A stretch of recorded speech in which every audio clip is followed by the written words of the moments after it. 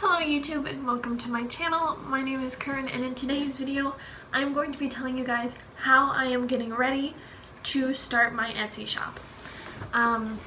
So first I want to go into what my Etsy shop is or what it will be. So I'm going to have an Etsy shop called Creations by Kern. It's going to start out making face masks and selling face masks. So I have some examples because I am starting to build inventory, but I don't have any elastic on them, but they just go on your face and they cover your face for when you go outside. Here's my inventory so far, but so that's my shop. It will morph into the future depending on how long-term sellable these are, because obviously I hope we aren't going to have to wear these forever, and then I still want my shop to be sustainable. So I am thinking about what I can do long term, but to start out, selling face masks, y'all. So these are the 5 steps that I'm kind of taking to hopefully be successful on Etsy. I did write them down, so if you see me looking at my desk, that is why. So the first thing that I did, originally I hadn't even planned, I had always wanted to start an Etsy shop, but I never planned to do this. So originally what I did was I sold my items in person. I started out with just word of mouth, posting on Facebook that I was making these, and if anybody wanted to buy them, to DM me, and that's kind of how it took off. And this did several things for me. It gave me lots of practice on making them. I'm pretty good and I'm pretty fast at making them now. It also gave me business practice. I know how to talk to people a little bit. I know how to create that customer connection. And then lastly, it also gave me more of a business side. I have an Excel sheet for my in-person sales. So it gave me that experience of having to have inventory, planning out sales and stuff like that, which was really valuable in just seeing what it would be like to have something more larger scale like an Etsy store. Number 2, I have done so much research on this topic. I did research in 2 different ways. I did it through Skillshare. This video obviously isn't sponsored by Skillshare, but my recommendation is to find a video that is sponsored by Skillshare, get that free 2-month trial, and then if you don't like it, then just cancel it, but if you still use it, I'm personally loving it and I would definitely use it in the future, so I'm going to keep mine. But if you don't like it, or if you just want to use it to start Etsy, you can do that. Some of the classes I've been taking on Skillshare are about the search engine for Etsy, how to ship things, just general marketing for Etsy, how to have an Instagram for your product, just a whole bunch of stuff like that. I do find it valuable. But obviously the second place I am doing research is here on YouTube. I can leave some channels down below that I've really been enjoying through this process, but I like the YouTube videos too, aside from Skillshare, just because they are more relaxed. They're usually shorter and I have a very short attention span. But yeah, I really like YouTube. I also feel there's entire channels dedicated to this topic, and a lot of the videos around Skillshare are the same: shipping, SEOs, the same 3 or 4 topics. But I can type in pretty much anything into YouTube and at least one video will come up. So it's pretty good for that. And then number 3, I am gathering my supplies. Anything that I think that I will need for this entire process, I am trying to gather now. That's another thing that, sorry my chair is so squeaky. But that's another thing that selling in person does for you. It gives you a little bit of money, and I lost my job because of the virus. So I don't really have enough money to put into Etsy, but by selling them in person, I was able to get a little bit of money, and now I'm putting that back into Etsy. But so gathering supplies, I've done a lot of research in what supplies I'm gonna need. I'm buying a printer today, buying fabric, buying your supplies to actually make your things. If you're making something that's not, obviously, if you're doing like a digital product, it would be a little bit different.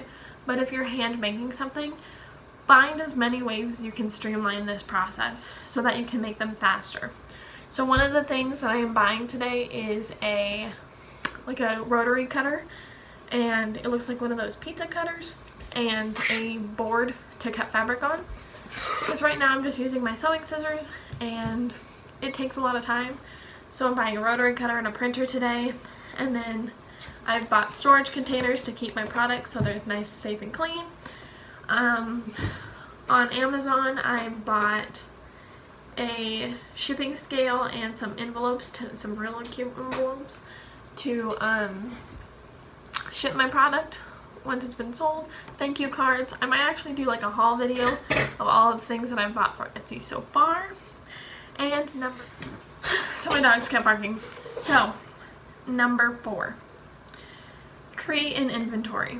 Whether it's a digital item or it's a handmade good, make sure that you have inventory of your product, so when, not if, people actually start selling or buying them, you won't have to stress yourself out by making them all at once.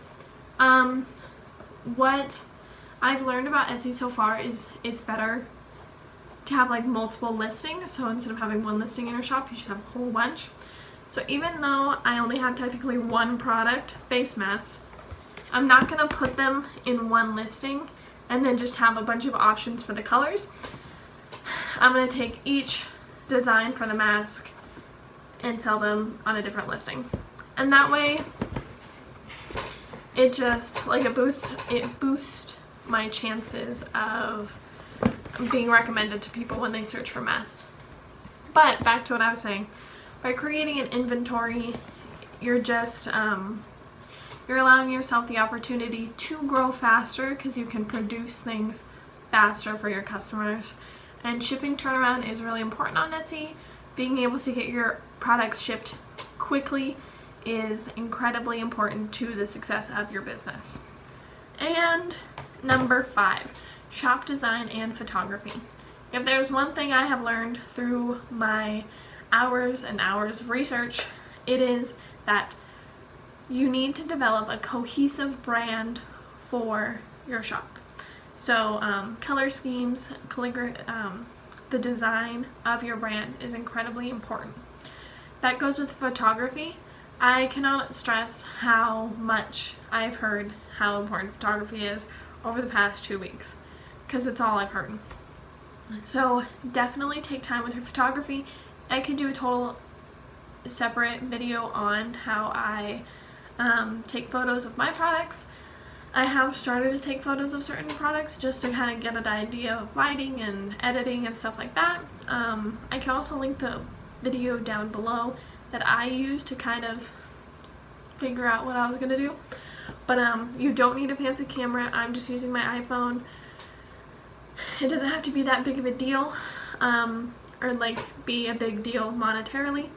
And then for shop design, I used Canva. Again, I got a 1-month free trial. I'm probably going to keep that too though, because it's really cute and I like making logos for things now. But that's what I designed my shop banner and my logo for it on. I really like the way both of them turned out. For my color scheme, I'm kind of basing that off my packaging. So I got these super cute envelopes off of Etsy, and I'm gonna they're like this pink and gold, and so I'm kind of making that my theme just so my packaging matches my shop outlook or design. That way that when someone gets my package in the mail, I want them to be like, oh, I know what this is my face mask from that one Etsy shop, so that there's that like connection in people's head. I think that's really important for people to have, especially with Etsy.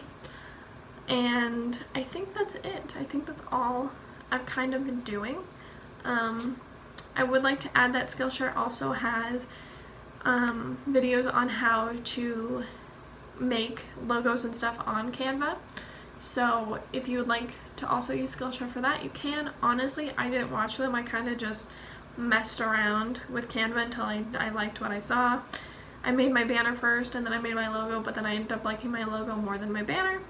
So I remade my banner for like the 4th time. But that is it for this video. If you guys have any requests for future videos, I'm thinking about filming a haul when I have everything that I'm going to need for to film like a room tour now that my room is also like a place where I create product and like run a business. So yeah, those are my 2 video ideas. Those will probably be coming up within the next few weeks. And then I think I might do a favorites video too. One of those sounds fun. And I don't buy a lot of things, so when I do buy something and I like it, I love it. So if you guys have any other requests, go ahead and leave them down in a comment down below. How many times can you say down in a sentence? And I will see you guys in my next video. Bye! Thank you for watching.